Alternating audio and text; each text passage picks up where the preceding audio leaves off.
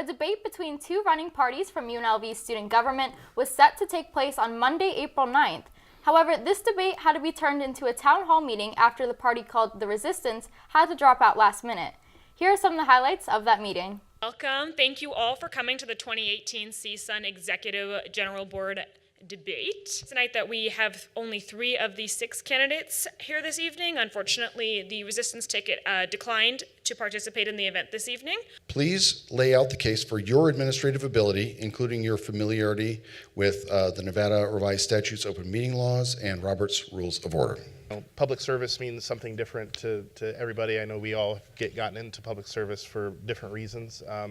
And I think those reasons should be allowed to kind of flourish and kind of be fostered. The hardest part of leadership is thinking that, hey, I know what the students need, but oftentimes people don't, and that's okay. You're not supposed to be a perfect person. You're supposed to learn through the process of your position. And I feel like I've learned a lot, and I still have a lot to learn. But expanding on that and making sure that students are being out there and being involved and going to our events and getting them more involved with the Las Vegas community as well.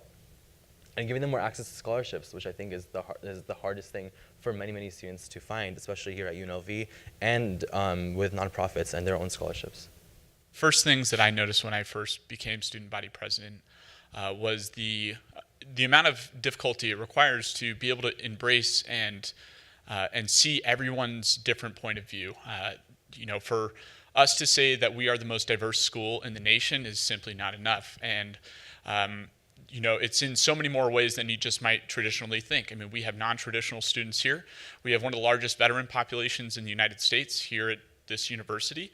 And we have students from all countries around the world, all walks of life, all socioeconomic statuses. And so I think that with a diverse population of students, it requires a diverse engagement of students. Not everyone has the same access to resources.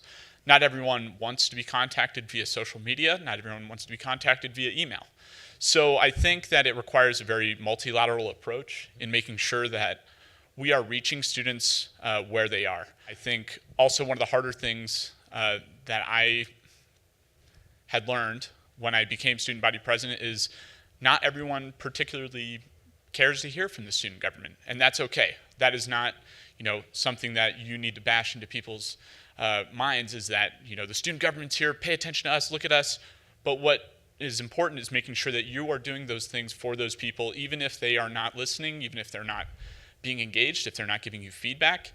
You should still be providing access to scholarships. You should still be providing a safe campus environment for those who are vulnerable. And we should be making sure that we're supporting all students who pay tuition.